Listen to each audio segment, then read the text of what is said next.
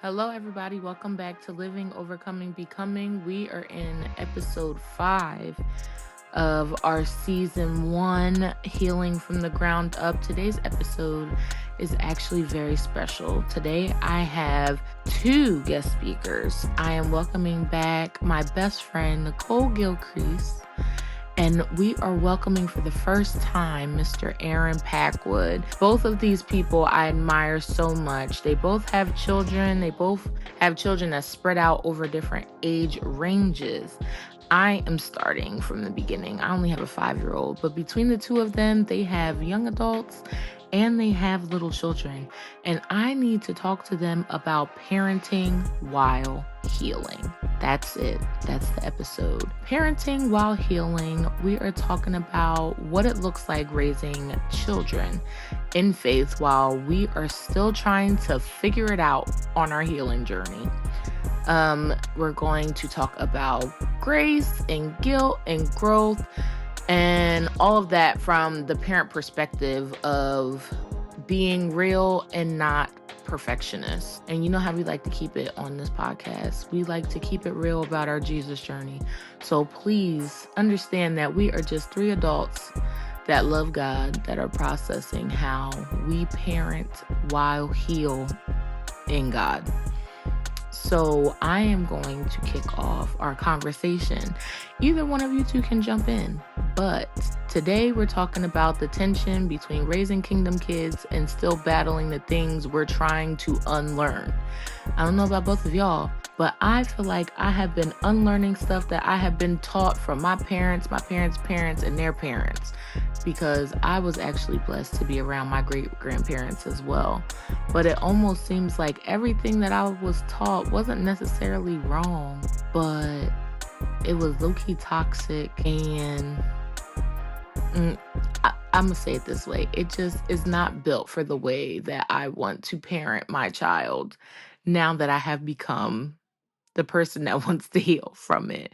But I mean, it almost feels like everything I was taught back then was harsh and we can't talk and nothing we say matters as kids because we have to stay in a child's place and everything happens in the house stays in the house. Like, I don't know, either one of you two can jump in, but like I feel like it wasn't wrong what they did. Like a lot of it was out of survival, but I have to chew the meat and spit the bones almost because raising my child and how I know I was affected is not how I want to, I guess, parent her. I don't know. One of you two say something. And that's just what they knew. The only thing they knew was perfectionism because that's how they was raised. They was raised that what's happening in the house stays in the house.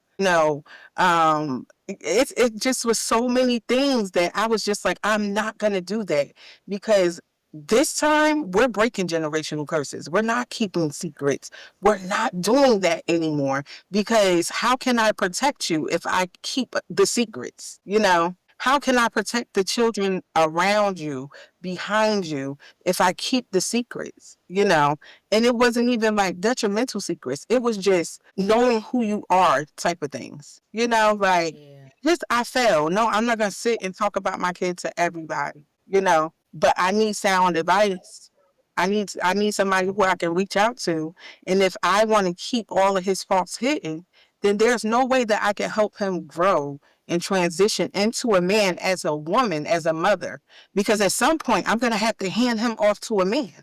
How can I do that if I don't trust anybody enough to know my child's imperfections? I think if I could jump in, um, I grew up where they said I grew up the same way, and one of the famous lines that I heard growing up was hurt people," Yeah.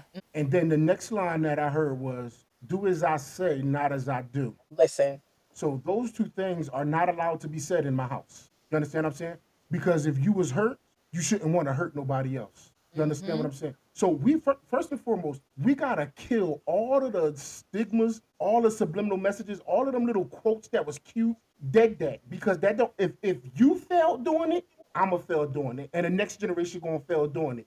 We can't keep repeating the same cycle, saying the same dumb stuff. You know what I mean? So even down to a whole lot of women talking about some Happy Father's Day. Dead day. You're not a father. And I'm just gonna be raw. Yeah. We could delete, you could edit however you want. I'm just gonna be truthful. Dead that. Mhm. You're not a man. You're not a man. You are not a father. You are an exceptional mother. Hands down, I give you all your glory. I give you all your praise for what an excellent job that you did as a mother. But when it comes down to raising certain aspects, I could not raise my daughters fully because there's things that I don't know. I can't teach you how to deal with a period. Exactly. I can't teach you what it feels like to have sex and what it feels like to have the emotion of a man. Now, I can tell you from a man's perspective, but I can't teach you how to deal with certain things as a woman. So I had to sit up there and I have to let mothers. So this is my second marriage. You understand what I'm saying? So I failed. I'm divorced. I'm gonna get to you straight up. So I have two kids with my first wife, and then I got married again, and I have two more kids. You know what I mean? And the hurt people. Seeing my daughter hurt let me know that, bro, you gotta stop what you're doing and you gotta think about your kids. You can't continue to pass down hurt because now what you're developing is a generational spirit. You're Mhm. developing a generational curse as long as you keep saying hurt people hurt people. And then the second point is don't do as I say, do as I do. You're a hypocrite. And then you wonder why don't nobody want to go to church since we're talking about church. You wonder why don't nobody want to serve God is because I see you do one thing, but then you tell me a different thing. And that's what's traumatizing these kids and making these kids bipolar. Right. You understand what I'm saying? So it's like, yo, how do I live a double life? And how can I respect you for living a double life? You understand what I'm saying? So a lot of times I had to slow my roll and I had to sit down and say, Aaron, what do you want for your children? My main things that I deal with is abandonment. So I never wanted to abandon my children. I was abandoned. I was abandoned. My father left me. You know what I mean? God graced me with another father that was able to give me an identity and able to make me into the man. But I tell a lot of people that I know, I say I have a lot of female tendencies. Why? Because I was raised with a bunch of females. My whole line is female, female, female, female, female, and a whole lot of them was single. You Mhm. understand what I'm saying? So when they be like, men don't argue with women. Well, I'm not gonna lose an argument. You understand? Like, hey, you know, you know? It's not until recently that I learned that sometimes it's better to lose the fight. You'll win the war if you lose the fight. I think that's how it Yeah. goes, or something like that. Yeah. Like, you know what I mean? Sometimes you gotta take the L to the woman, or you gotta take that L even to your kids sometimes, because life will teach them. If they think they got the answer, sometimes it's like, yo, instead of me hurting you, I'm gonna let life sit up there and teach you. I And can't then control what you do. Go ahead. like it's wild that like you brought up your divorce, right? And you had already had two kids. And when I say my divorce made me feel like the worst parent for like a minute. And it was just because I was like, I was all in my marriage. I was with it. Like I was like, I don't care what happened. You get mad, go sleep in another room or something. Like we gonna get over it. But it got so bad to the point where not only was I not mentally well anymore, but I had to sit and look. Like even though my Judy was small, she was younger.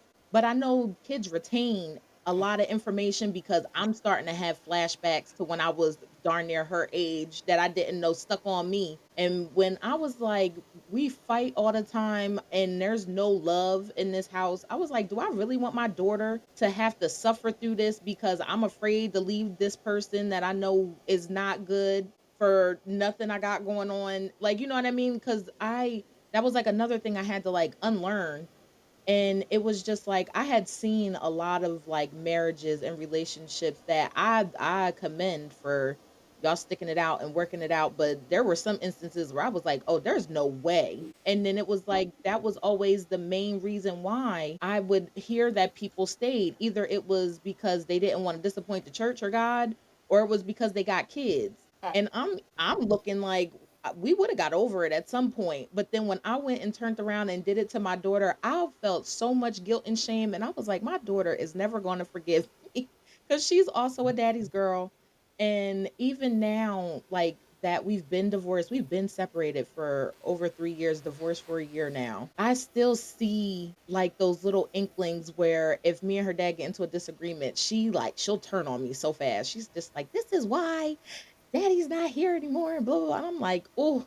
And then I be having to pray because I'm like, God, I really don't want to beat my daughter up, but she just don't know. Like, you know what I mean? But that's crazy how you could do something for the betterment, but it'll still give you guilt, and you still gotta process and heal through that pain and that shame and that unlearning, because that was hard. And now that we're on the other side of it, I still have to figure out ways to, like I said, not I guess spill trauma or like stuff on her, because I'm still figuring it out. Like, I'm still in my healing. Sometimes I could look at my ex-husband and I'm like, "Oh, hey, what's up, dog? Like, you get a girlfriend? Yeah, we need help. I need a babysitter." Like, you know what I mean? But then other days I look at him and the sound of his breath makes me want to run him over with my car repeatedly. And I'm just like, "Okay, so I'm not fully healed, but I guess I'm getting there somewhere." But how can I still maintain some healthy boundary without traumatizing my kid anymore?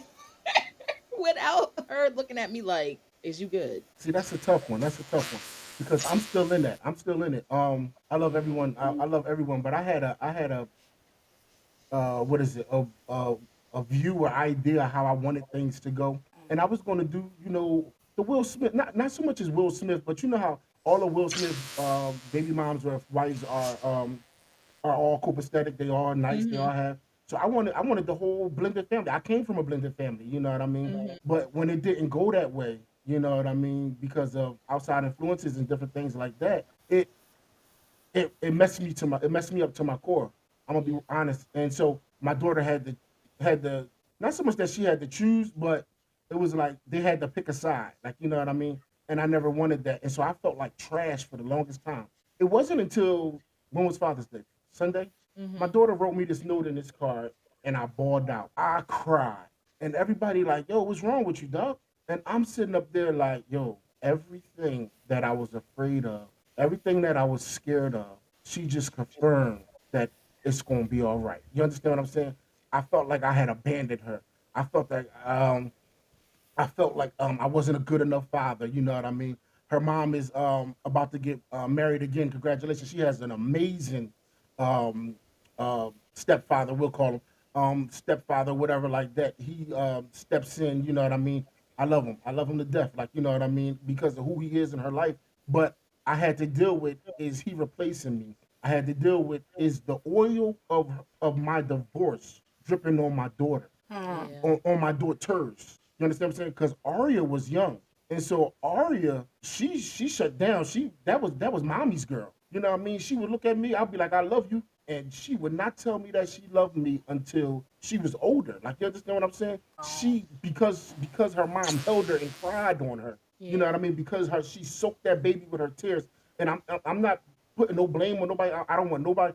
I don't want nobody to be offended by what I'm saying. I'm telling the truth right here. You know what I Mhm. mean? So anybody that's watching it, I don't want y'all to be offended. I don't want none of that. What I'm saying is that this is what happens. We drip our pain onto our children without knowing it.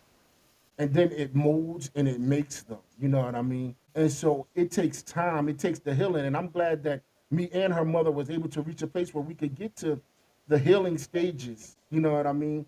Because that's difficult to feel like a failure. And so I felt like I had to prepare myself for the day that they was gonna turn on me and leave me. I felt like, yo, they was gonna be like, yo, we don't need you no more. You know what I mean? And I prepared myself like, yo, any day now, they're gonna be like, yeah, we good over here. But it's but by the grace of God that He allowed me to still have somebody told me it's not your pockets, but it's your presence. Mhm. And I always maintained a presence. I always been a voice to them. And because I maintained a consistent voice, that's why they come to me and now it's daddy, I love you. And now it's a different type of relationship. But I didn't know that I was doing good until this Sunday when she let Wow. me know that, yo, I'm gonna be all right. And even though I don't show how much I love you to death, and I'm always gonna be your ride or die. And that thing That's tore dope. me down, yo, because she always was my ride or die. And Yeah. when you saw me, you saw her. We planted trees together. We Mhm. we built churches, built houses, all of that stuff. We traveled together the whole nine. And then I lost my ace boom coon, my first love. We could talk about that too. How our I was about sometimes to our say, children is our 'cause first you love. you talking real good, and as soon as I heard "Ride or Die," that's Nicole and Manny. Yeah, Yeah, yup, yup, yup, yup, yeah. we They And can it's run twins like, for together. real. Yeah. They Exactly. still mistaking Manny and Nicole for brother and sister. Yeah. It's wild. Yeah. Yep. Yep. But when you lose that first love, that joint will rock you to your core. Because it was the same way with me and my mom. My mom was my first girlfriend. You know what I mean? And so when all these other men started, well, not even all these other men, when my dad came in, my dad, he's my dad. I can't even call him a stepdad. When my dad came into the picture, I'm like, yo, bro, you trying to replace me, dog? You gotta go. Like, you know what I mean? But I ain't had no power. As much as I wanted him to go, he wasn't going nowhere. And I love him for not going nowhere. But If that I'm gonna ain't let my them go. nephew, if that ain't my nephew, You know what's so crazy? Manny's so overprotective. Manny be like, "Mom, did you tell him I'll take him out at the knees?" Like that's his first thing. Like, who is that? And I appreciate it because it shows me that he cares about me. He's not really too vocal with me on his feelings about me. He share a little piece here, a little piece there. But you said something that's real good. You said that she held that baby and she soaked her in her tears. And I know the result of that because I look at my kid because most I've been engaged 5 times, married once and now I'm going through a divorce. So you got to think about all of those people who came in his life and then were snatched away. We moved around so much. There was one year we had 5 addresses because we wasn't sleeping in no car. But that's what I had to do to make sure that we was taken care of. But when I look at the toll that it took on him, the toll that it watched, like him watching me feel like I wasn't good enough to be someone's wife. So I always ran once I got engaged. Like, no, I don't want it. Granted, there were red flags, but still, that wasn't the reason I walked away. It was I did not feel like I was good enough to be someone's wife because I knew I wasn't going to be faithful to them. Not at that point in my life, because I had abandonment issues, and I'm gonna leave you before you leave me. Like, and it's just that because an argument to me meant that you were leaving in my mind because that's what I seen from my parents and other people that you argue and you're going to argue so much that somebody's going to walk away. And for me, if I walked away first, then I had the leverage. I was able to move on, jump on to the next person, heal, look like I'm okay, move, ha ha, I got you, I one upped you. That was my thing because ain't nobody gonna play in my face and ain't nobody gonna hurt me. But I had a little boy watching me dog these men out and women dog them out. Like treat them like they not nothing. Like what you talking about? And then, for me to finally get married and settle into it and he watched the same things that I was afraid of, the arguing, the fighting, and transparency. Like he broken up fights, like fist fights between me and my husband because you're not gonna be acting crazy around me. So and I think about that traumatic stuff that happens. And I'm like, he's dried my tears, literally dried my tears from being broken, from being hurt, from me having to tell my dad, I'm paying for your sins. The same stuff you do on the women, men do to me. And this is why I don't trust them because they look just like you. I don't know why I keep seeing your spirit. This is the conversations that he's dried my tears after. He wasn't privy to all the conversations. All he seen was the result of it. And in return, he's like, okay, we keep moving. We never settle. People are just gonna leave because that's what he told me. I can't get used to people being in my life because they just gonna leave. People there for him there was nothing solid.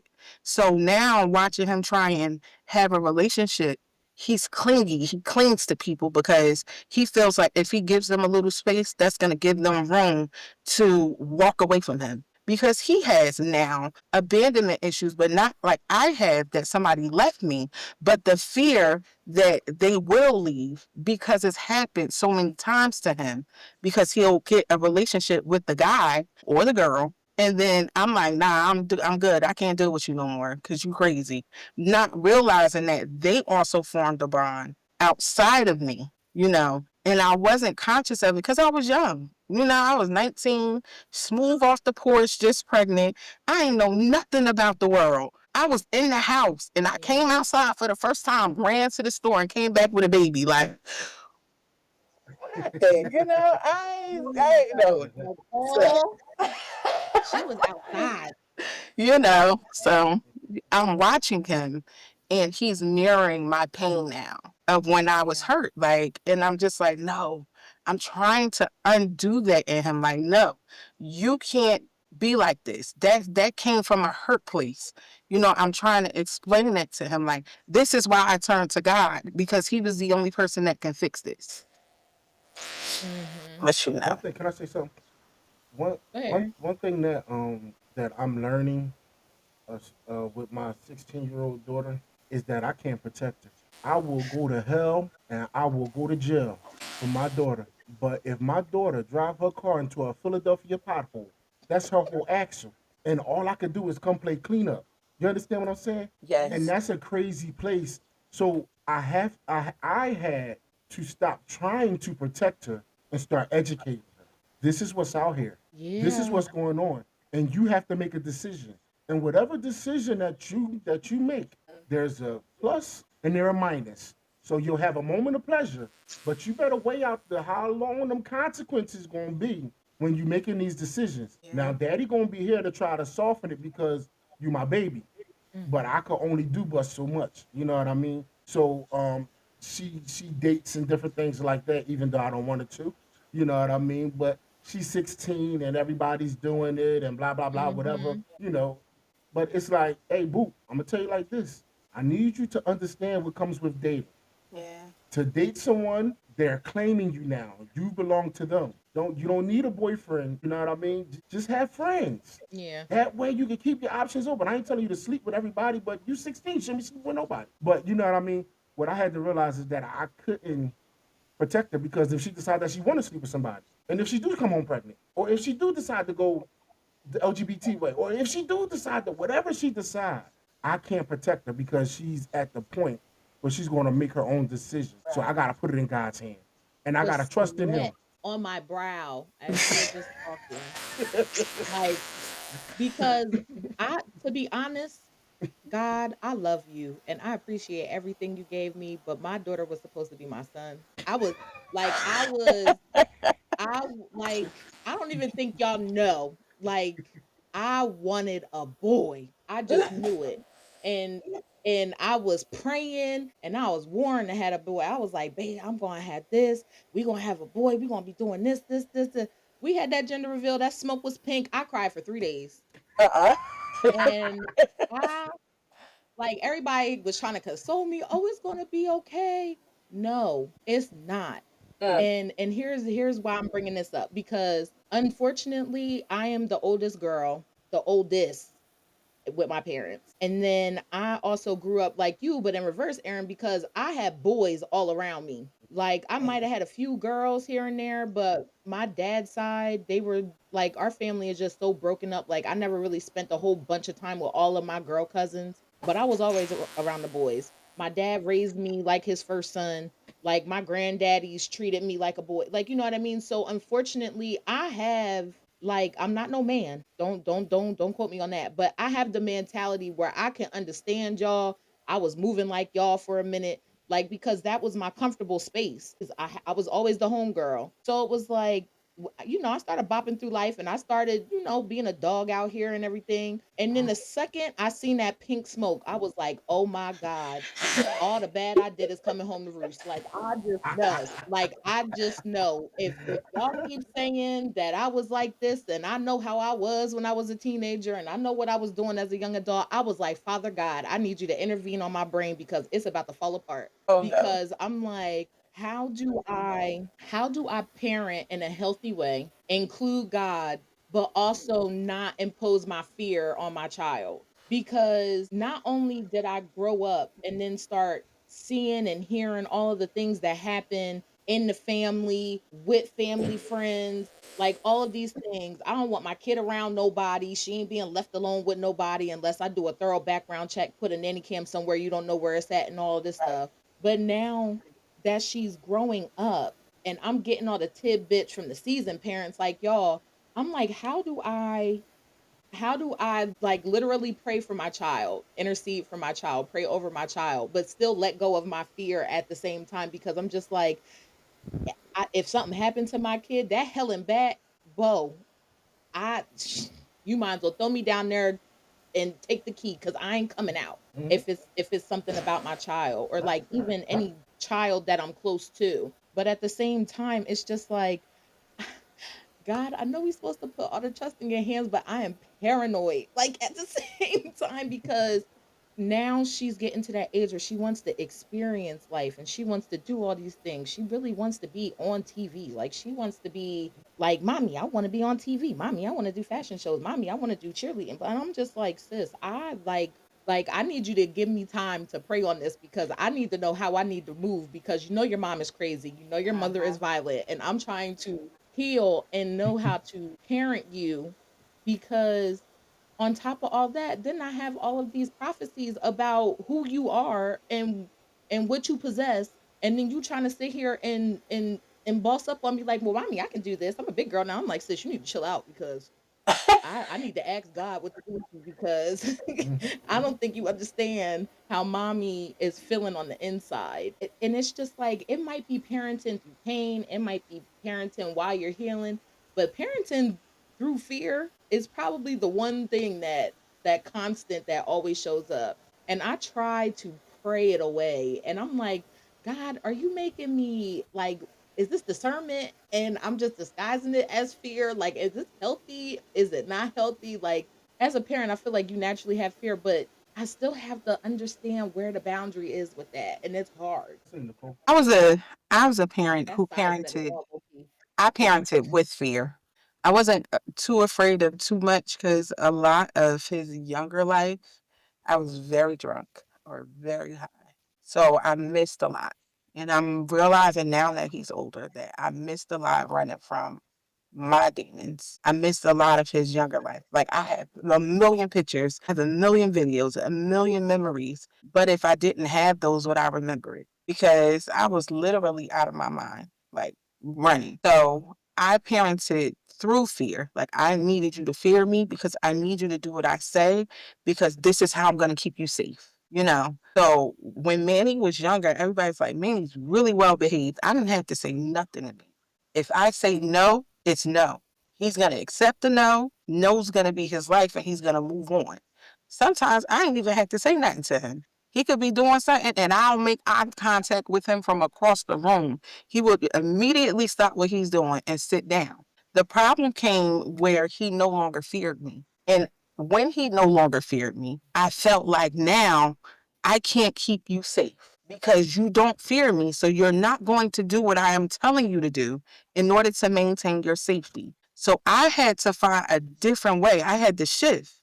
And coming into God, it caused me to shift in the way I was raising him. So when he started to become a teenager and make those decisions, and he started, I'm short, so he been my height for a long time, so I can't see me. He was in 5th grade and I was trying to whoop his butt and I was out of breath. I was like, can't do this. You know how you so out of breath, your fingertips and lips be numb? I was sitting on the side of the thing, like with the belt in my hand. I had only swung like 3 times. 2 people was holding him down. We couldn't get him. I said, I can't ever do this again. I'm going to die trying to chastise him. Lord, show me a different way. And it was around that time where I Yeah. was really like starting to face God again. And he started to show me that you have to change his mind, not make him fear you. So I was just like, okay, so if I knew this a long time ago, and it's rooted in biblical principles because repent literally means to change your mind, you know. So it's Yeah. just like, okay, Lord, so the same thing that you need me to do to keep me safe, I need to start to instill that in him. So instead of like, Mm. oh, I'm going to whip your butt I used to say things like, oh, when you get home, we're going to have a conversation. And that used to scare the crap out of him because, oh my God, she's not going to hit me. She's not yelling and I'm calm because now I need to understand why you are doing things the way that you are doing things because I need to show Yeah. you that you're operating in an unsafe manner because I can no longer keep you safe. Because my idea of safety was your fear of me. And now, because you don't fear me anymore, I can't keep you safe. You have to learn how to keep yourself safe, which means you have to learn how to make sound decisions for yourself, because I can't be on the phone with you every time you got to make a decision and say, do this, move this way, don't go down that street. I can call you and say, hey, the Lord showed me this, or maybe you shouldn't go here, using my discernment. But every step in your life, you're going to have to depend on God for that. You're going to have to be able to have some sort of conflict resolution. And these kids don't have that right now. I'm so Right. serious. I'll be watching it. They have no They don't. conflict resolution. So it's just like, Lord, how do I take your principles and teach him the fear of God and your character without shoving God down his throat? Because now, because you watch me Mm, run from him, you're not going to accept God how I got it. Because now you're big on, I'm not afraid of you anymore. So when you hear fear God, you're not going to think reverence. You're going to think fear him, like terrorize, like terror. So now I have to show you God's character through how I live my life. And then I have to teach you his commandments and things like that, and how I shift in the way I raise you. Because now I did the yeah. raising, now I'm guiding you into adulthood. Yeah. Because you have to walk a certain way especially when you're dealing with teenagers, because they do not have a problem, like, especially these new ones. These are some newfound fangled creatures, these new ones. No. They will tell you about Uh-huh. yourself. They will tell you about yourself. So it's like, you make sure, like, I'm in a line, aligned with God, because I can't teach him this and not be living it, because it ain't no more do as I say, not as I do, because they're gonna be like, what? you know? So I'm just like, in knowing the type of generation he's growing up in, and knowing what's in the world, and knowing what we're walking into, because we see what's going on in the world. You need to be equipped. I can't even begin to teach you about your gifts if I can't teach you to reverence God in a safe way, Mm, because the safety of God is not going to come from me trying to force feed you. It's going to be it's going to come from me showing you that you need him even when you don't think you do. You know. mm. So Right. that's my idea how to keep Yeah, him because safe. your gears is grinding, Aaron. I can see the smoke coming out your ears. You got something to say. Yeah. Nah, cause she's saying a whole lot of good stuff. You know what I mean? So the thing that I wrote down while you was talking was live, lead, and lead. Mm. You understand what I'm saying? So we gotta live our lives and then we gotta lead them. But what you gotta realize is leading isn't bragging. Leading is just, you know what I mean? And like you said, guiding them. You know what I mean? So it's like, yo, and then you gotta be willing to leave them. Yes. Hey, so when a bird leave the nest, when they start flying, that mean that they on their own. So when you start getting to that point where you feel as though you can fly, because they're gonna try to fly out the nest, and even if they fall, they're gonna keep trying to fly from where they at. So Mm, what I learned, and this is the thing that my son taught me. My son taught me that this is what God was trying to do all along. And he sent your son or your daughter to show you the relationship that you have with God. Mm. oh wow. I ain't So never think about it that way. if you gotta keep talking to your son, think about how God gotta keep talking to you. Mm. Mm, If you tell your son don't go to the store because something bad gonna happen, think about all the times that he told you don't go to that party because something bad gonna happen. And every time that you went, and your grace and his grace and his mercy covered you. So now your grace and your mercy have to cover your child. You understand what I'm saying? Yeah. So it put a whole lot of things into perspective. I go to chastise him or I go to yell at him, and he'd be like, "Yo, do I yell at you when you do? Do I do that to you? I yell Okay. at So you. if I don't do that to you, you know what I mean? So why would you do that to him? And so what I learned is that even though I'm my children's father, I'm just their manager. They belong to God. yeah. I'm just here to lead and guide them. If they listen to the manager, then they may prosper. But all I can do is live my life, and then I can show them. All I can do is show them how to be successful. They're not really trying to hear the words that's coming out your mouth. They're watching you. And if what they see don't line up with what you say, they're Right. going to ignore you. They're going to trash you. And when they get to the point where they start ignoring you, or even as they start to get older, you got to be willing to put your hands up and say, I did my part. I I put you in God's hands, and we got to be all right with what we educated them with, because you got to remember it's their job to do better. So in order Yeah. for them to do better, they got to leave us. They got to sit up there and they got to take it to another level, and we might not understand that level. Yeah. It's like the lone wolf. Everybody think that the lone wolf is a bad thing because he want to go out on his own. But what the lone wolf is really trying to do, and now y'all in my podcast, what the lone wolf is really trying to do is he's trying to expand the DNA and the boundaries of the wolf pack. Yeah. That's why the wolf go out, because he want to find his own wife and he want to start his own territory. And that way the lineage can continue versus inbreeding and having mental illness. What is that? What is Man, that proverb? What is it? Proverbs 22. The train up a child in the way that he should go, and then when he's old, he won't depart from it, or something like that. That's it. Like when I don't know why that popped in my head after you was like, we're just the manager and they belong to God. And it's just like that you're okay, so y'all get on my nerves now. But because now I have to sit here, and so now we're getting into like the aspect of where we're in the process of rebuilding. So like we talked about, like, in the trauma of it all, parenting, like where we were before, how we got to where we are, and now it sounds like as you rebuilt yourself with God and in God with the parenting, now we're starting to get into that grit of like, okay, how can I correct, or how can I look at something different? Now when I sit here and I yell at my kid, I got to be like, well, you know what, God ain't do that to me, so now how am I going to talk to this little girl? Because I can't, because that fear thing that Nicole was talking about, I never thought that I instilled like a certain type of fear in my child. Like I was always like, I ain't all the way a gentle parent, but I wanted to be mainly a gentle parent because I know getting whooped all the time didn't necessarily teach me everything. It just taught me to be scared all the time. But it was like I found a good median, and I was like, I'ma always talk to you first. Cause you're a kid. I gotta give you a learning curve. I have to understand that you are trying to figure out the boundaries, figure out what you can and can't do. Like obviously when she was like a baby, I'm not gonna beat her for touching a socket because she don't know what the heck a socket is yet. But I'm gonna pull her away and I'm gonna say no, and I'm gonna keep trying to make sure that you understand not to do it. But then it's almost like that touch that hot stove aspect. Sometimes you gotta touch it to know it's hot.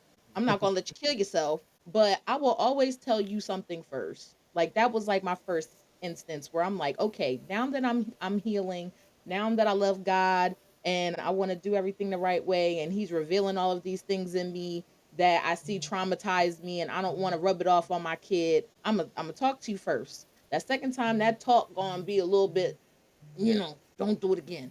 And then the third time, I ain't gonna say nothing. I tell Tootie all the time, I ain't gonna tell you nothing the third time because I'm gonna whoop you. I'ma just, but I didn't know that the way that I was doing it now, to where she might do something and I'm like, Preston, come here. The way she will flinch or duck or run to my parents, because I'm not going to say that my child has manipulated my parents against me, but it feels like that sometimes because we all live in the same house and it feels like everybody against me low key. But, you know, I had to look at that one day and I had to pull her aside and I was like, girl, every time I say I want to talk to you does not mean you're going to get a whooping. I was like, now you obviously must have did something you knew you could get a whooping for, and I just ain't find out yet because why you react like that. But I think in my rebuilding phase, I had to start going against that grain too. Like, I know a child needs to stay in a child's place for most things, but if I'm having a conversation with you, I need you to have a conversation with me.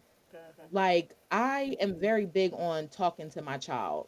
I am very big on making sure my child can express her feelings, her emotions, like where she's at, in a way that, yes, she still respects me as her mom. And I know some people might think it's teeter totter in between being my child's friend and being her parent. But at the same time, you have to have some soft skills of a friend if you want your child to actually be able to trust you, to be able to talk to you. Because a lot of the things I did as a kid growing up in my young adult years, I did by touching that hot stove when I wish I could have went to talk to somebody, but I didn't have that security to do so, because anytime I wanted to have a conversation or tried, it was met with, a reaction where it made me uncomfortable or not even want to speak. So that was like another like hard thing to figure out. I'm like, okay, am I being too clicky with my child? Or am I opening up the right proper realm of like, because I tell her all the time, I'm like, you tell me everything and anything. I don't care what it is. I was like, and I was very big on not sending my child to daycare until she could talk to me, because I was like, ain't nobody, nah. And because I was like, and God blessed me because she talked real quick. She walked real quick, like she was just advanced from the get. And I think it was just how I was praying, and that's how I know God was listening to me low key. Because even though I say I'm scared low key of the kid that I got, I have to appreciate that I was probably getting a blessing answered, and I got to deal with it. Like, you know what I mean? Because of that, now I'm like, okay, now that God has revealed in me the things that need to be relearned or unlearned altogether, and how I'm now seeing how the people around me that raised me operated and why they operated that way. How can I go in and either soften my parenting style, show that God grace? Like, now, how can I take what I understand and learn how to discipline her without damaging her? And that was really big in my rebuilding phase. And I'm gonna be quick. That's the thin line. But every child is different. Yeah. So if your child requires that, then give that child that. You know what I mean? And don't feel bad about what you gotta give your child. Every child gonna push the boundaries, and then you just tweak yourself. Like, you know what I mean? So Makai is the jumpy type. Like, you know what I mean? But he always doing something. You know what I mean? So I have to deal with him different. You know what I mean? And Serenity, she runs him out. You know what I mean? Like, Serenity's just like her mom. Like, you know what I mean? Like, and that's what I asked for. So I never get mad. They be like, she's supposed to be your piece. She is my piece. She get on my nerves, but she's still my piece. But I have to I got to parent each child differently. You know what I mean? And I Yeah. have to manage them according to their gifts. You understand? And I know they'd be like, oh, you getting religious. No, no, no. My son is a nurturer. My son take care of everybody. Mhm. So sometimes my son was walking around with a doll baby. And in the black culture, I break your neck. You understand what I'm saying? Yeah. That's not allowed in the black culture. But then when I watched my son, you know what I mean? I would be a fool to sit up there and take that doll baby and say, no, you can't play with that doll baby. When he watched me for 7 years carry 3 car seats. You understand what I'm saying? When he sat there and watched me play with baby after baby after baby raising his sisters. You know what I mean? Well, he saw me with Serenity and Aria, because I would have Serenity, Aria, and Makai, because again they stair step babies. So I had all 3 of them. Mm-mm. So what do it look like? That's why I say they don't listen to what you say. He Yeah. saw me carrying babies, so to him he don't see nothing wrong with taking care of a baby doll. He don't see nothing wrong with cooking. He want to cook. He want to help his mom cook and clean and stuff like that. And my son is not no homosexual. You understand Right. what I'm saying? And they'll be like, well, how do you know that? I know I because I know know. that. I'm his dad. I, It's like, nah, I'm just and it ain't have that because if you put a female in his face, he gonna show you just how much of a man he is. You Mhm. understand what I'm saying? At the young age that he is, you know what I mean. That's the saving grace. And I said the same thing you said. I never want to beat his gift out of him, because a lot of times what I saw growing up is, oh, beat the gift out of the child, Yes. because we want them to be XYZ. We want to protect them so much. We want to protect them from homosexuality. We want to protect them from being promiscuous and all of these different things. You know what I mean? But it's like, let that child be, because you never know what you're driving out. So keep doing what you're doing. You have an amazing daughter. You understand Mm. what I'm saying? As gifted as she is, let her try everything, and then let her decide where she want to land. Because remember, that's what God did for us. He let us Yeah. get in whatever we wanted to get in, and then He said, "Are you ready to choose me yet? Are you ready to choose me? I'll sit here and wait for you to come and choose me." But I'm not God though, man. I got it's like that's why I Yeah, need and God, that's the because hardest part. I am a human. I'm Hmm. You just you got a very intellectual daughter though. So, Tootie tries what she can because it's allowed. Let me put it that way. Because Manny was the same way. Manny was very smart. Manny was very manipulative. Manny used to walk into a room and be like, I sure am thirsty. And I used oh, to slap him. Be like, don't be trying to this manipulate me. If you thirsty, then you ask for a drink. You say, Yeah, "Mommy, can I have some juice, water, exactly. whatever you want?" Like that's how he was. He would like get people to because he was so cute and he had little button eyes, and he'd get people to fall all over him. And he was charming. He like kissed ladies' hands. He opened doors. That's just Manny. So it was just like, how do I raise a kid that is so beyond his years? He would come to me and say stuff like, "Mommy, how does the Lord hold the sun and the moon in the sky without his Goodness, hands?" Manny. Like, how do you answer that? So it's just like, he was so wise, and he had so much knowledge. He had so many questions. And I feel like, Manny used to dance. He used to like to play the drums. And I look at him now and he doesn't like any of that stuff. He just games. And I'm like, what did I do Hmm.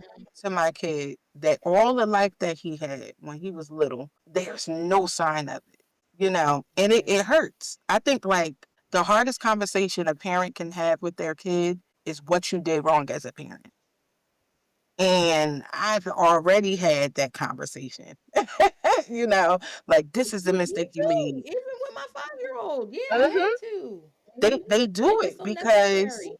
when you're raising a kid that talks to you, where you do leave that door open for some type of friendship, they will let you know early on. I don't like when you treat me this way.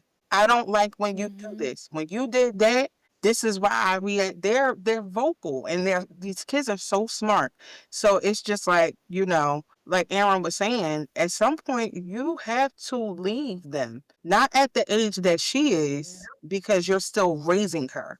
But when you get done with the raising Yeah. part, when you get done with the I have to take instilling, care of the myself. I values, let her go. you're gonna have to take Yeah. your hand off of her because she's God's. You got to think about. I always think about the story of Samuel. Samuel mothers prayed for him, prayed for him, prayed for him, prayed for him. She was in mourning and grief, and she said, "Lord, when I have this child, I'm gonna give it to you." She kept the child until she weaned him off, and then gave him to God. And that's the same way I think of now raising kids. Like I have to make sure this child is weaned. That means he's got all his nutrients. He's walking. Like he's functional in order for me to hand him off to somebody else. And then she gave him to God because she did everything that she can do. Now it's God's turn. So at some point you're gonna have to say, "Okay, God, now it's your turn," because you had to do the same thing with you at some point after you did all the ruining that you're gonna do to yourself, after your parents did all the ruining that they're gonna do to you. At some point you had to put yourself back in God's hands. Okay, God, it's your turn. And we have to do the same thing with our kids. When we fight God Yeah. for control of our kids, that's what drives them away. Because now we're in his way and we're in the way of their promise and their process, because they still have to go through a process just like we did. They still have to figure out if they're a breaker or if they're a carrier, because some people don't realize that every generational curse ain't going to be broken with them. They may not be the Yeah. breaker. Their child may be the breaker, and they just got to carry it so the next generation can break it. You don't know. So you got to know if you're raising a breaker or a carrier, because they're going to have to be able to withstand this generational curse, be functional, be faithful to God in order to take it to the next generation so they can do what they got to do with it. And a lot of people don't realize that everybody ain't meant to be a breaker. And some Yeah. people are breakers and they're acting as carriers because their parents are in the way. And they're too busy trying to satisfy what their parents think, that they can't break a generational curse trying to please the generation that gave it to them. So, Mm. there's that. Um, don't get I quiet, Erica. No, I'm not getting. I'm processing. I keep trying to tell these listeners. Sometimes I'm literally getting stuff in real time, so I have to process. Yeah. Because this is another reason why, like, I appreciate our leaders. I appreciate our leaders too, because in the wake of me realizing what type of a person I am raising, you know, and and me being that parent where I was like, if I had to take all the hits for the generational curses and I have to break them myself so they don't get to my daughter, I need to know how I'm gonna move, because that was like another thing that was beating up on me, because I'm like, all of this stuff, it stops with me. It's not gonna get her. So that was like another intentional way that I started praying, because I'm like, God, I don't want nothing to touch my baby if it don't got to. But then I got humbled one day because I guess the prophecy about my child might have hit me a little quicker than it was supposed to. And I think it was after the service, we was at DET back in Norristown, and we was doing like this, it was like a workshop or something, and we all had to write stuff down that we wanted to be broken and throw away, and we wasn't going to take forward no more. We had to write it down on a piece of paper, and then we supposed to put the piece of paper in a basket, right? Tootie wasn't no more than like a year and a half, just started walking with her little snaggle teeth in the front, being cute, and I wrote down my stuff. She seen me crying a little bit. My daughter is very in tune with her mother and her emotions. Because anytime she sees me some kind of way, she's so affirming too. Like, I was just like, God, you gave me what I needed, because my baby will affirm me down, okay? Mommy, you so beautiful. Mommy, you so smart. Oh, mommy, that was a nice thing you did. She on it. So I'm used to her being a certain way when I get emotional, right? So she's seeing me write all this stuff down on this paper. I'm crying. My teardrops is on the piece of paper, and she walked up with me and dropped my paper in the basket, right?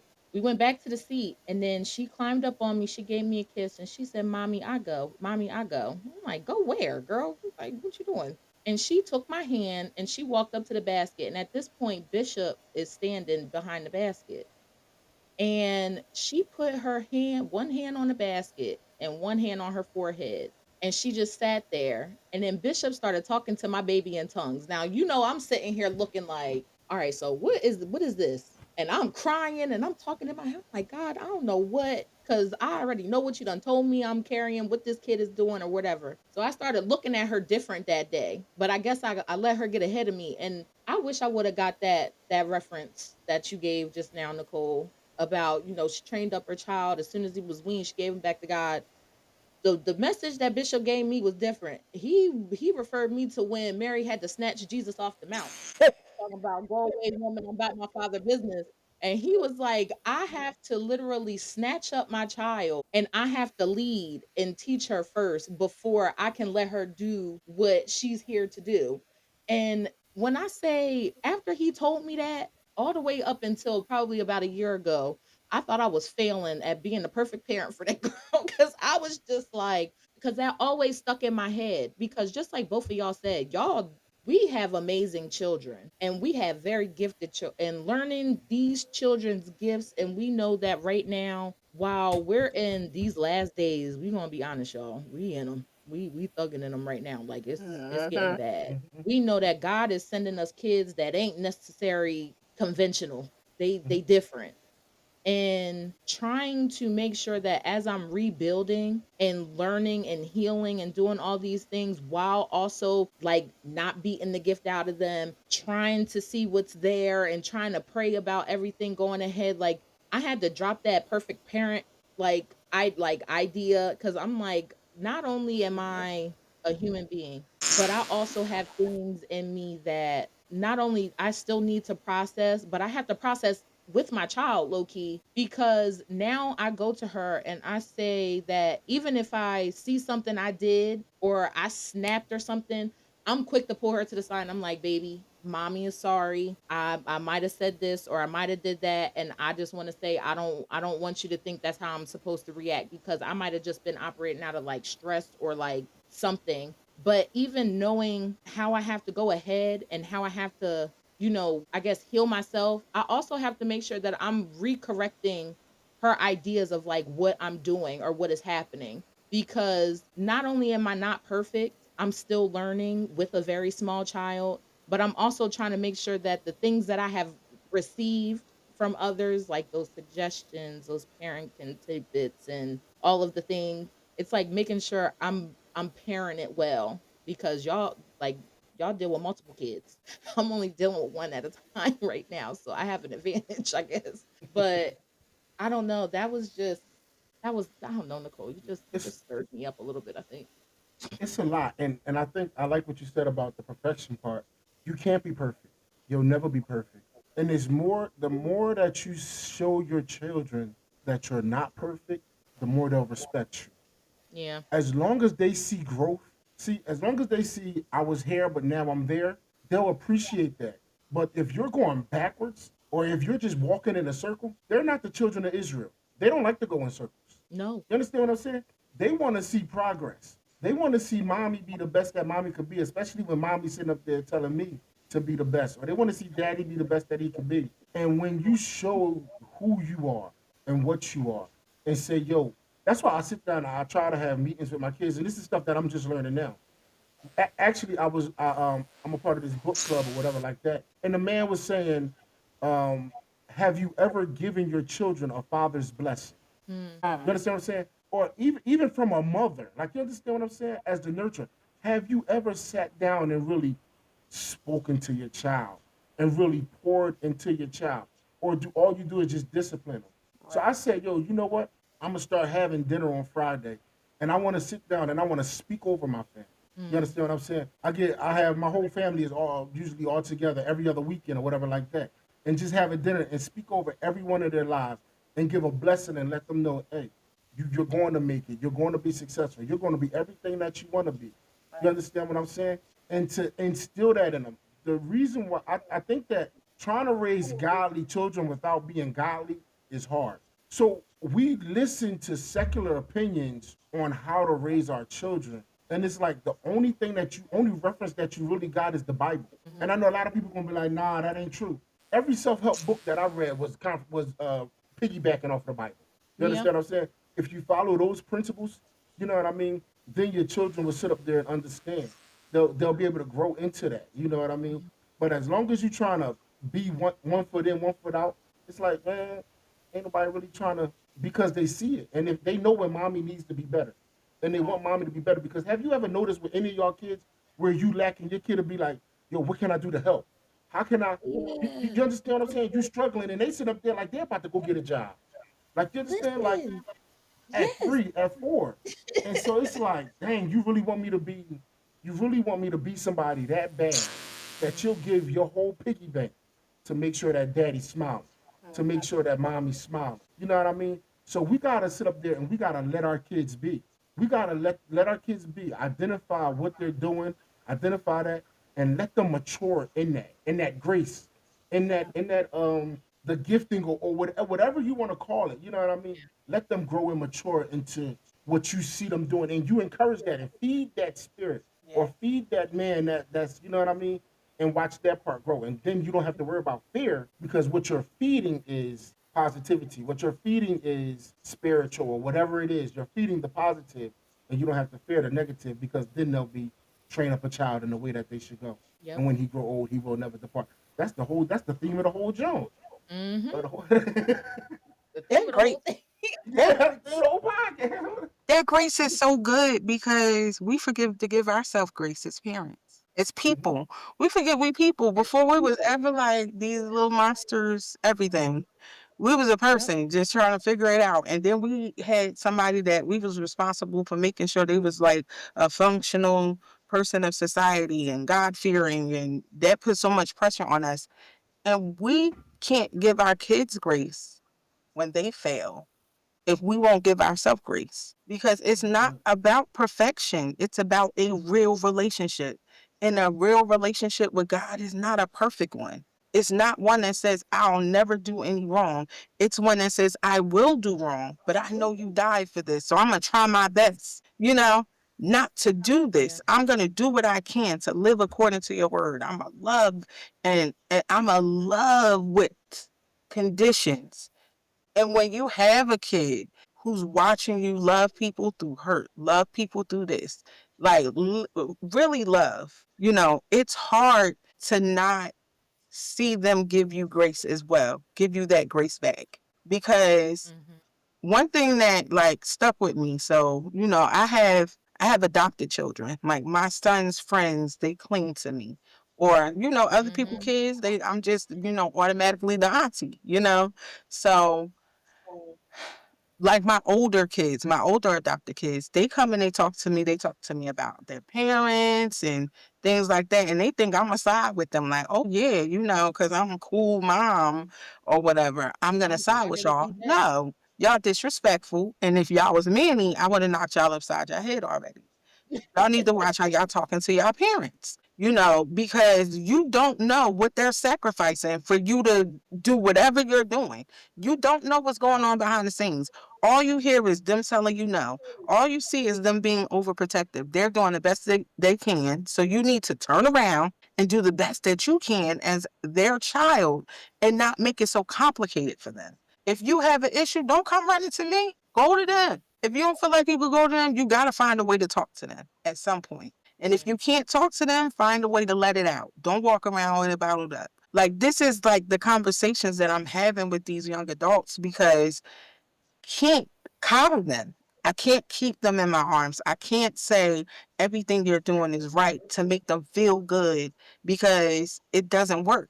There was a point where Manny came up to me out of nowhere. I was just sitting in there and I don't know what I was doing, but he just like walked downstairs. He stopped. He looked at me. I'm like, what do you want? You about to ask for something? And he like, no. He was like, Mom, you know, you're really emotionally healthy. And I'm like, what are you talking about? What you mean? He was like, you know, I watch how you are, you know, when it comes to other people and how you tend to them. But when it's time to take care of yourself emotionally, you don't do a good job. And that thing like floored me. Like, what? What are you talking about? He was What? like, you know, like you're able to see patterns and give people good advice in relationship. But when it comes to you, you don't apply that to you. When are you going to apply the same stuff that you telling other people? And I really had to look at how I treat myself because it's Good teaching grief. him how to treat himself. So the fact that he came to me and said, Mom, you Yes. need to change the way you treat yourself, it told me that I need to give myself grace. Because if I didn't, that's why I'm so hard on him. Because if I can't give myself grace, I can't afford that to anybody else. You know? So I'm just like, when I heard that grace, it automatically made me think of that. That thing floored me. I'm like, wow, he really paying attention. So And I got a question. Oh, go ahead. Go ahead. go ahead. No, go ahead, Aaron. So I got a question. So it's like, how do we manage raising our children knowing that we're not perfect? Like, and I know you said grace, but it's like, how do you really like? So why do we expect perfection, knowing that we're so imperfect? Knowing that not only are we imperfect, but they came from two imperfect idiots. You know what I mean? Generational patterns Yeah. You know, and it's like, and how do how we we can start our new legacy. that part? And that's it. Cause How can we like start through legacy? Cause I don't even know if you realize your question just led us into like the last segment that we was going to touch on today. Yeah. Because just like you said, how do we move forward in parenting knowing that we're not perfect? And the first thing I feel like is that unlearning the things that we learned from the people that came before us. Now, elders, old heads, people that came before us, we are not saying that what y'all did not make us who we are. We're not saying that. We just saying that some of the things that y'all did, we not doing with our kids, respectfully. And it's a hard conversation to have because I was dually raised. So I had parents that had to work all the time.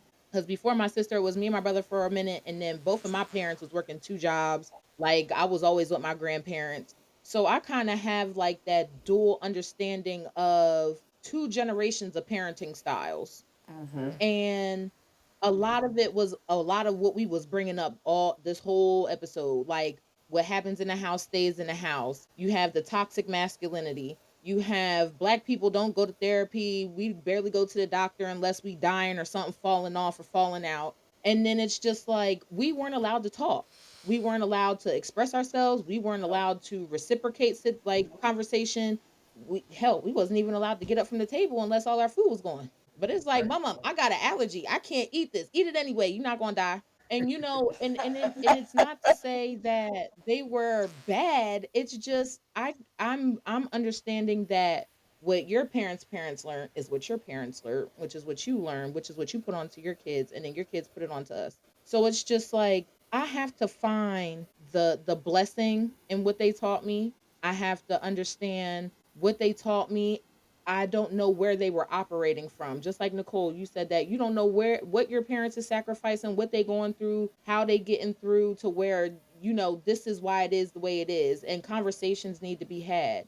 But now that I'm in a generation where I'm allowing my child to actually speak, that's like the first thing that I was trying to tell people is I appreciate what you got to say to me. I am going to take your suggestion, put it in my suggestion box, and when I go through the information, if I feel like it's deemed worthy of me using, I'm gonna use it. But I almost have to go back and reteach my elders, including my parents. Just because I don't want to do it the way that you did it, or I'm asking you not to do it with my child, doesn't mean that I don't appreciate what you're doing. It's just saying that I want to raise the child the way I want to raise the child, the way I feel like God is telling me to raise my child. Uh, And it be causing fights in my house, especially between me and my mother. Mama, I love you. I ain't talking about you. I'm just bringing you up in conversation. But, I unfortunately have to deal with a different aspect to where my parenting is being parented. And I'm like, not only am I a child in your house, but I'm a child with a child in your house. So I be having to go back and recorrect my daughter all the time because my parents be letting her do stuff and say stuff and have her way. Cause like I said, she not manipulating my parents, but she got cult leader mentality when it comes to these people. And I'm like, just because they said it's okay, that's not what mommy wants you to do. That's not what mommy is asking you to do.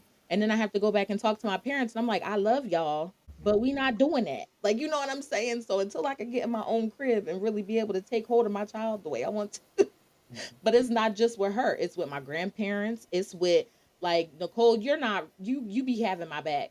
But like other people, like I also had to make sure I was very careful about who I say could discipline my child because I know it takes a yep. village, but I'm very choosy in my village. I don't care if you family, I don't care if I knew you for 15, 20, 11 years. I don't care who you are. I was very, very careful about who I said could discipline or even speak to my child in a way because I don't know how you're operating or where you got your information or what's up with what you're doing. But I'm like, just because I want the village, don't mean the village is going to be able to talk to my child or interact with my child in certain intimate ways, especially with discipline. Like you can say something to her, but if it comes to a certain point, you come get me or you come get the person that I sent her with because they, the, I, I'm trying to be Ruth so bad. I pray to be Ruth every day, but I still have Peter tendencies, and I'm just like I just need y'all to respect what I'm saying. But that was like another thing, like them generational patterns to create my own legacy was like, Our kids is in a new era. Like, you know what I mean? So like I can't gentle my kids because my kids is hood rats. Like especially my last two, my first two, they had a mild tempered mom, but the last two is North Philly bred. You yeah, understand what I'm saying? So they shoot them up, pow pow, knock them down. Like you know what I mean? They gangster with it. So I can't gentle parent them. When I gentle parent them, my son will laugh in my face. yeah, Like you understand what I'm saying? He'll laugh and I'll be like, yo, bro. If I get up, and then one time he was like, I dare you.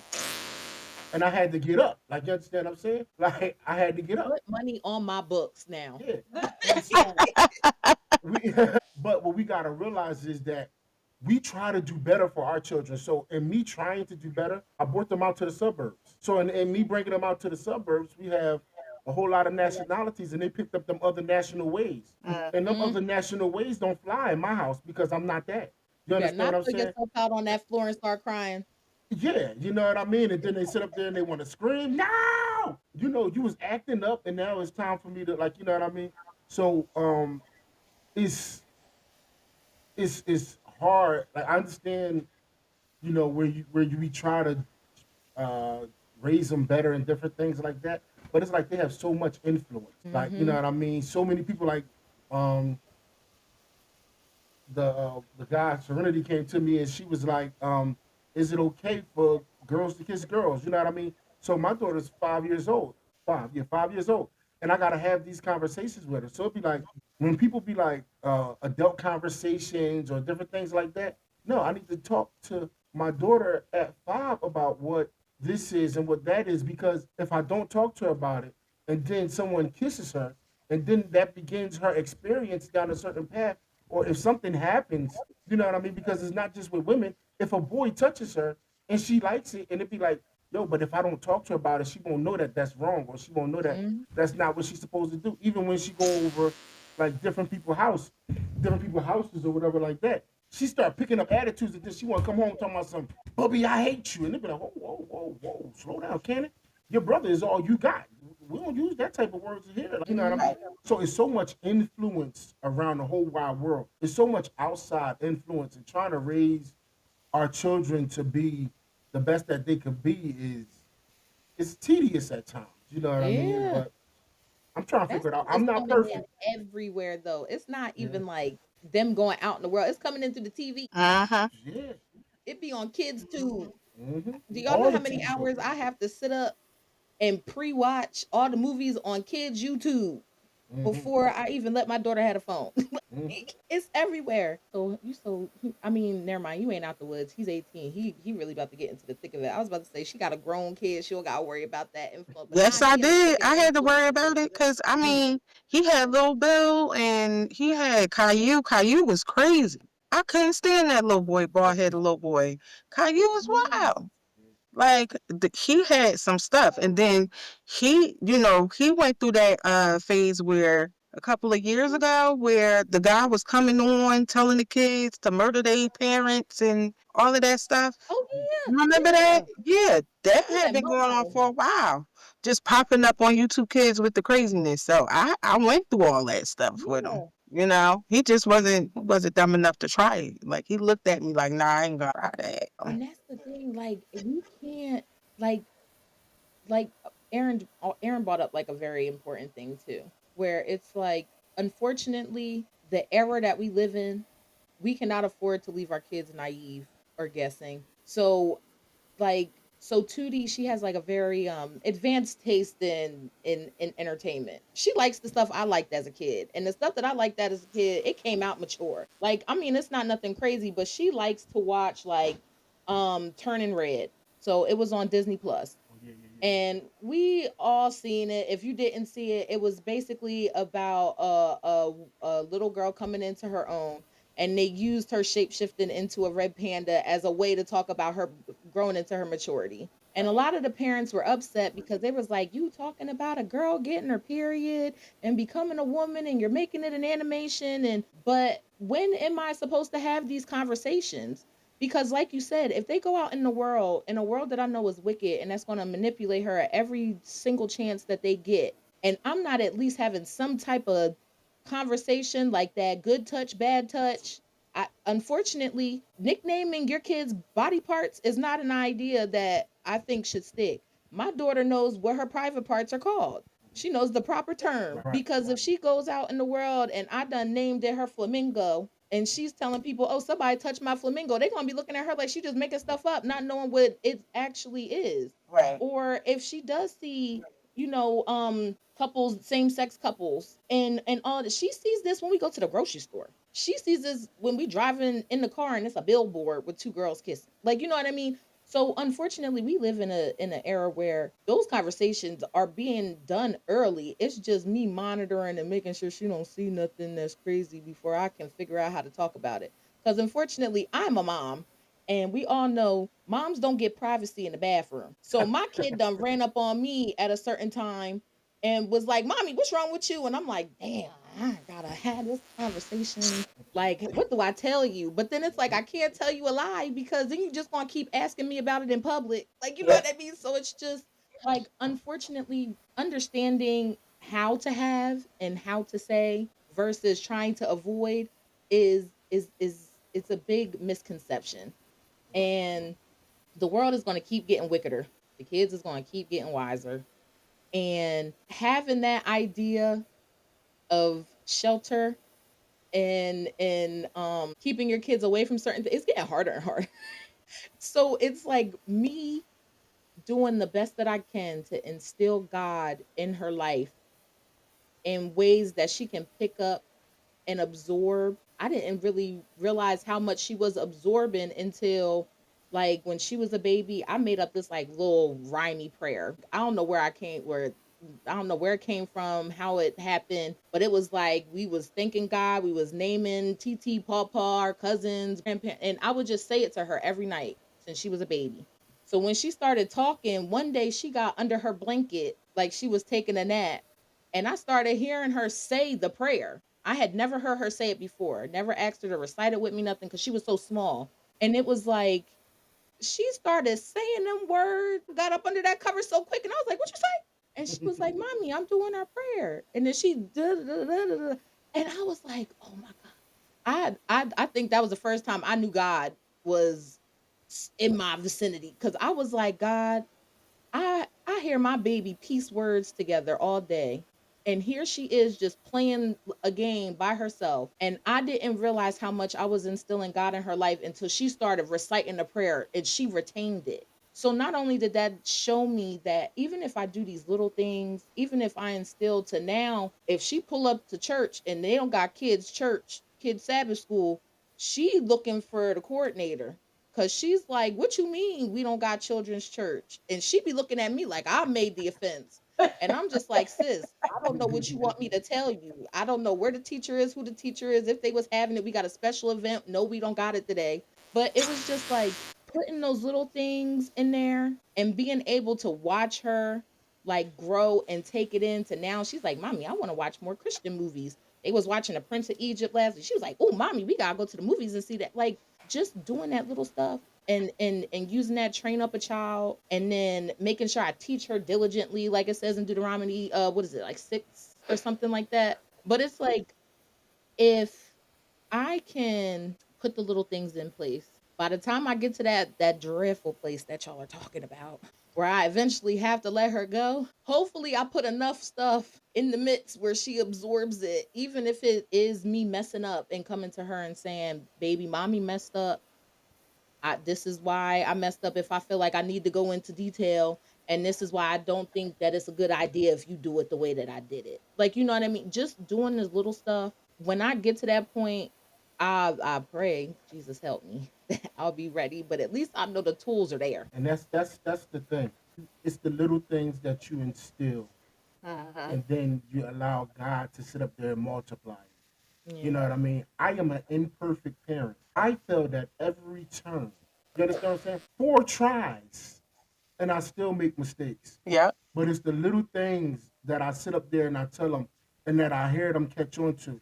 Like you said, even just with praying, you know what I mean? If you teach them how to pray. And so now what I do is, in the morning they do their prayers, and so I ask them. I'll be like, "What is sin?" You know what I mean? Hmm. How do you show love? Because a lot of times we walk around and we expect our children to know these big old. We expect them to be spiritual, and Yeah. Uh-huh. they're not spiritual. So if you deal with them on a natural level, on their level, Yep. you know what I mean? They'll begin to understand spiritual things. Now, I'm not saying that. I'm not saying that when I say they're not spiritual, I mean they're not 24/7 in heaven. Like they're not eat up all that. You know, they're not church. I'll do it that way. They're not Hmm. churched. Yeah. So because they're not church, they're connected closer than we are to God. So they hear better than we hear. You understand what I'm saying? Because again, we got to remember that our sins and our transgressions sometimes can hinder us. Or I apologize. What they say when we ate of the fruit and we gain knowledge, Hmm. our knowledge sometimes close our ears to what God is saying. But Mm. they're still innocent and they're still pure. So it's the little things that we do that resemble God, or it's the little things that we do that they pick up and they take and they'll watch those things. And it's the little messages that I'm now seeing as they get older that they're like, "Nah, my dad said that ain't it.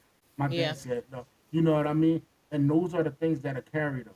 It'll grow in their heart and then they'll live it out. So we all got to be encouraged and we got to live in grace, like she said, like Nicole said. We got to live in grace. We're all doing an excellent job. But if we stop taking ownership of these are my kids, that's when God get to come in and do what God. And Nicole said it. If we just give them back to God, if we just Hmm. give them back to God. And I know a lot of people be like, "Yo, that's hard. That's hard." That's the only way Yeah. because we can't raise them. We was raised wrong, so we can't do no better.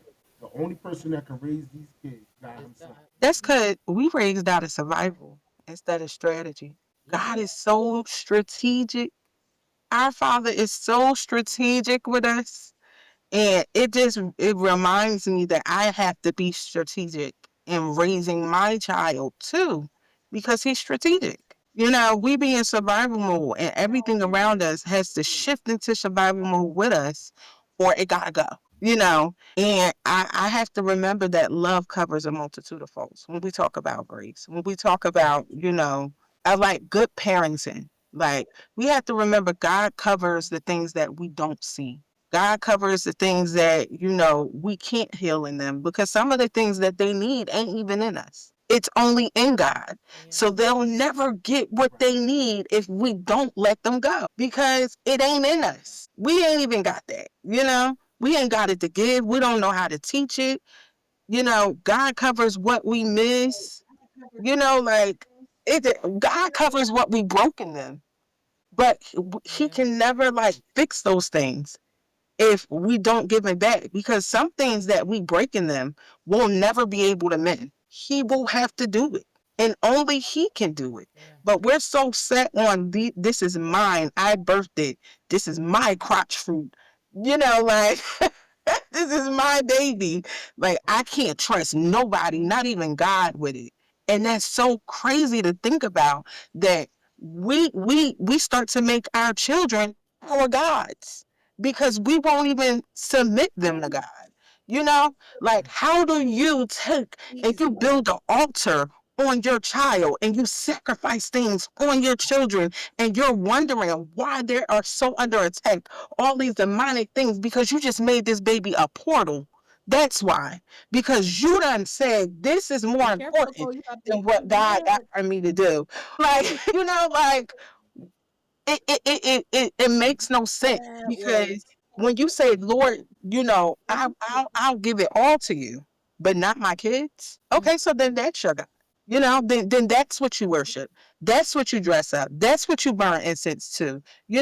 Like, that's what you burn the fat of the lamb on, because that is what you're not willing to give God. Anything that you're not willing to mhm. give him, you will exalt above him. You see what I'm saying? So when we saying, I can't hand my kid over, I don't know if I can trust God with them. And you're not necessarily saying that, it's subconscious. Because if you're saying, I'm going to have a hard time doing this, then you're saying, then I'm going to raise this up above God. So now this is going to be my God, and I'm going to worship it, and I'm going to nurture it, and this is going to be my baby, and I'm going to have the astropose it. This is what I'm thinking of when I say I can't hand my child over to God. I can't submit my child to God. I can't Mhm. raise him according to his ways, because I need him to be his own person and this, that. No, you're going to follow God. You're going to follow him. And I tell him Yeah. very clearly, you could choose whatever path you want. But when God calls you, he's going to shift you, whether you like it or not. So you can Mhm. run all you want, but you're God's. I gave you to him. So yeah, I'm taking care of you now. I'm looking after you now. But there's going to be a time where there's going to be nothing that I can offer you except a place Yep. to rest, sleep, a safe place. That's it. Because everything else you're going to need from God. So what happens when we hold them so tight that they can't even get what they need, because now you have exalted them above the thing that they need to save them? I'm sorry, I started a whole nother conversation, Man, but No, you did. man, You did. you You know I'm gonna did. say something because you because okay, so like full disclosure, like Nicole, I know you know, but Aaron, like before I had Preston, I had four failed pregnancies, and then I had two more after her. So the four before her, by the time I got her, the way Nicole just said my kid turned into my idol, I had to catch myself so early in the game because I was always that person that wanted to be married and be a mom and do this and do that. So when I was losing all of my kids before her and then I got her, I gave reverence to God. I was like, God, I didn't think it could happen, but you made it happen for me and I'm so happy and I'm gonna cherish what you have and I'm gonna protect this and I'm gonna do this to the point where it got to the point where up until I christened my baby, I almost felt like she did turn into an idol to me because I was so like I felt like I was starving to have a kid. And then when it wasn't happening and then it happened, it is so easy to do it even when you want God's hand on your child. So the fact that you just brought that up, it literally just brought back every single feeling that I had when I had Preston. Like when I say I was obsessed with her, it was like to a level where I was looking at her And I was like, wow, like you're amazing. And I'm looking at her and not and it's parental like adoration. Like we all look at I mean, For most sure. parents look at their child and feel some kind of feeling like that. But Mhm. because I felt like this was like this divine thing that happened to me, I was looking at my baby and I wasn't going to say I was going to worship my baby, but I was looking at her like, "Oh my gosh, like I'm gonna do everything that I can," until I really had to look at my baby and be like, "No, I can mess this up at any point. So God, I need you to fill in my holes." And that's how I started praying. And then when I started trying to heal myself, like after the divorce and everything, I was laying in the bed and I was like, God, if you could wipe her memory, wipe her memory. But if you can't, please just step in the holes where I can't get to. Or if I damage my baby in any way, please don't let it take root to where it creates something in her. Like it's like that, like realizing my patterns and what I'm trying to give to my child after I almost had that slip where I did exactly what Nicole said you wasn't supposed to do. I literally had to give my kid back to God and then say, wherever I can't be, I need you to be all the things that I can. Mhm. And now when I'm parenting, now that I see that I have to give myself grace, now that I see I'm human and I'm a fall, I'm not perfect, but that I have to make sure that wherever I can't touch, he can touch. Now it makes me feel a little better. Like, you know what I mean? I might still have like that little paranoia low key, because I mean that's just me. I don't know. But I think that was an important thing to come up. I didn't even think it was gonna come up, but you said that and it's punched me right in my nose because I was like, it's so easy. It's so easy, especially for the ones that like the people that it's hard to have a kid or they have to go through so many things. But then when you get that kid, you gotta be like, nah, this is still God's. I cannot do all of the things, and then I can't. Almost, it's almost like I wanted to keep her to myself. Like it was like, no, you can't go nowhere, you can't do nothing. I gotta keep you with me all the time. Like, but then now it's like, no, like I can't shelter you. I can't protect you from everything. I can't think that I'm God. And I Mhm. was talking to Nicole like a little bit ago, and I said this about my relationships. Like I was always trying to I had a savior complex. All my boyfriends, all my friends, my family, like I had that. And one day he checked me and he was like, "You doing my job?" But then now I have to sit here and think of that with my baby, like with my kid. I cannot do his job. I can merely just be, what did you call it? A manager, Aaron? Manager. Yep. Manager. Yep. The manager. I am a That's all you glorified doing. executive manager out here. And that's it. That's it. And it's crazy because one thing like so I always wanted a son. You know what I mean? I wanted a son so bad. Um, I I made sure that I didn't have a child. 'Cause I'm not gonna say I didn't have sex until I was married, but I made sure I didn't have a child until after I was married because it was like in my family it was like all the women had children out of wedlock and they always had girls. So it's like, oh well, I don't want no girls, so I'm gonna have one after I get married or whatever like that. And then a girl popped out. You know what I mean? Like you said, heartbroken, heartbroken. Throw that whole thing in the trash, Steph Curry style. You know what I mean?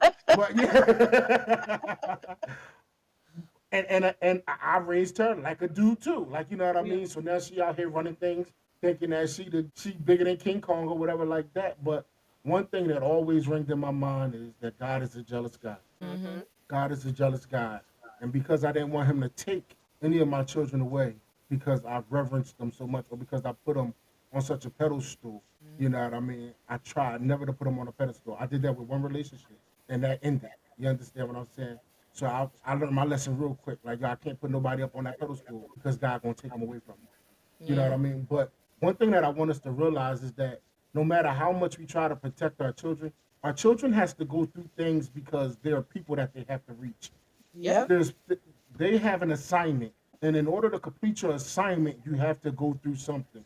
So Mm-hmm. my divorce and me, maybe it's an area be like, oh, I had to experience a lot of things, different things. This is going to make her better, and she's Yep. going to be able to relate. I remember she had a friend in elementary school, and her friend was going through the same thing, and they became best friends off of two divorced parents or whatever like that. You know what I mean? But it was the scripture that I had read today, and I'm gonna just read it. It was 2 Corinthians 1:3-4, and it said, "The Messiah, Father of all mercy, God of all healing counsel, He comes alongside us when we go through hard times. And before we know it, he brings us alongside someone else who is going through hard times so that we can be there for that person just as God was there for us. We have plenty of hard times that come from following the Messiah, but no more so than the good times of his healing comfort.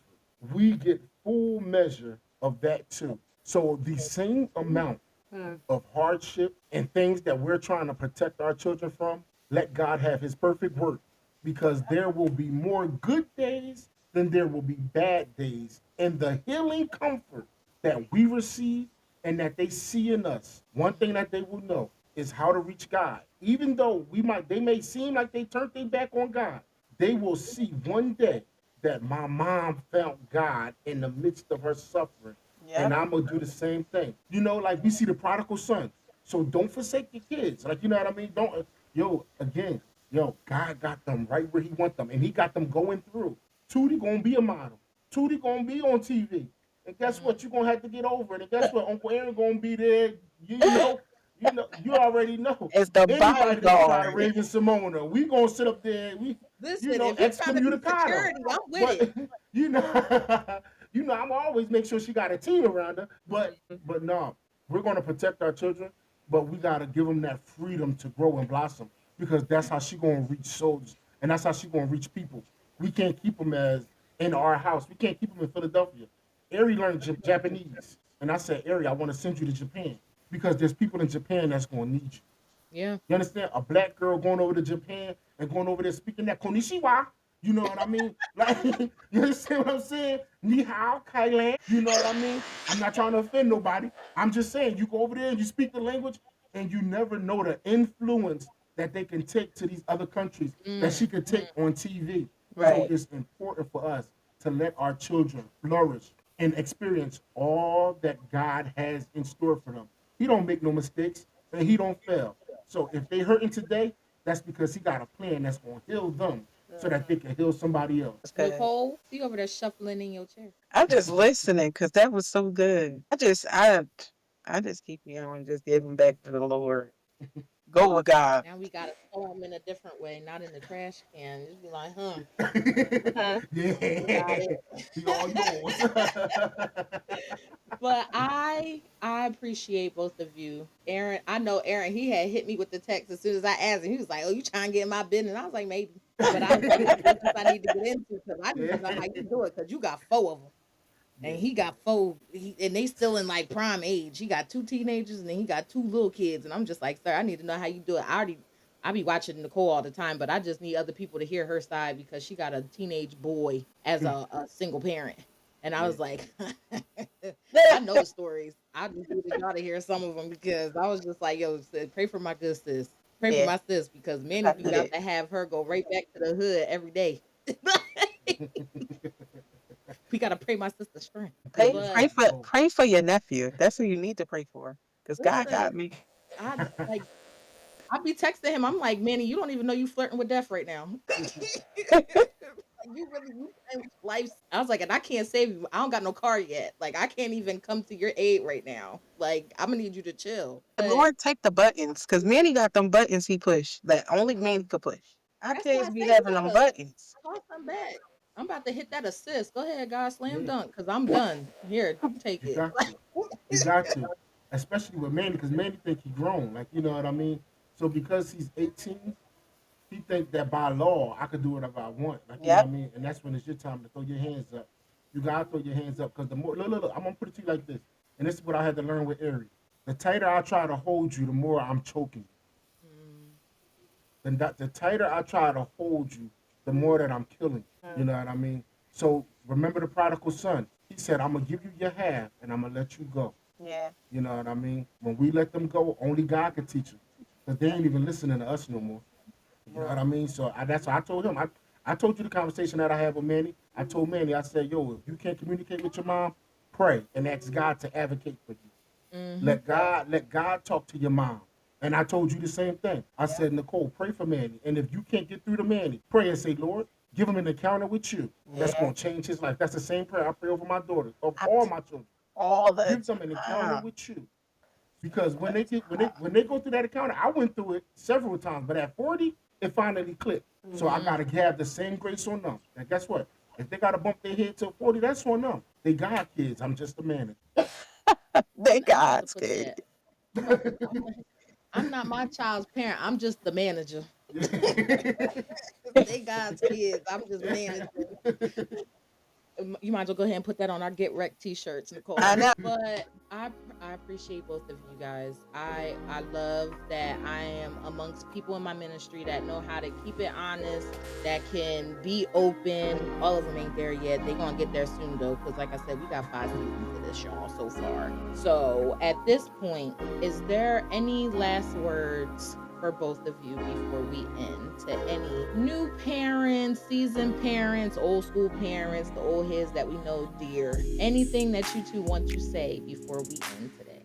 I'll give a piece of advice that my dad gave me. He told me, don't get frustrated, get prayerful. Because if you get frustrated, you'll wash your hands of them. If you'll get prayerful, then you'll put them in God's hands. Aaron, anything from you, big guy? I want to say thank you for having us. You're doing an amazing job. Yeah. Say that the podcast goes up. Yo, guys, click on. We need 10,000 subscribers in the next 2 months. 10,000 subscribers in the next 2 months. I'm speaking it into existence. We need to get her one of the YouTube packs. But if I had to say something, y'all put me there. Y'all coming with me because Aaron, don't you got a podcast, Aaron? Yeah, Nicole I'm about to put it in play. Yes. Yeah, no, Aaron working on one. Nicole, my baby, got books and everything. Like, listen, I'm out here. I'm trying to create a team, low key. Like, y'all, I ain't trying to do this by myself. Like, but I accept that. God, if it is in your will, you can go ahead and run that by me right now, because we got some things to do. But before we end, we always end with our reflection prompts. These are things that you can write down, journal. You can share them with me. You can keep them to yourself. Do whatever you're going to do. But after today, here are your 3 reflection prompts. 1, what parenting patterns am I holding on to that came from pain? 2, where have I been parenting from fear instead of faith? And our last one from today is, how can I invite God into my parenting without shame? And we always close out with our declaration. I am parenting with purpose, even while I'm healing. My progress doesn't disqualify my parenthood. My kids are covered, even in my becoming. I will be seeing y'all again next week with another topic that I'm not even going to disclose to y'all today, because I just want y'all to be surprised. I love y'all. Stay prayerful, stay vigilant, and always come back and see me next Sunday. Bye.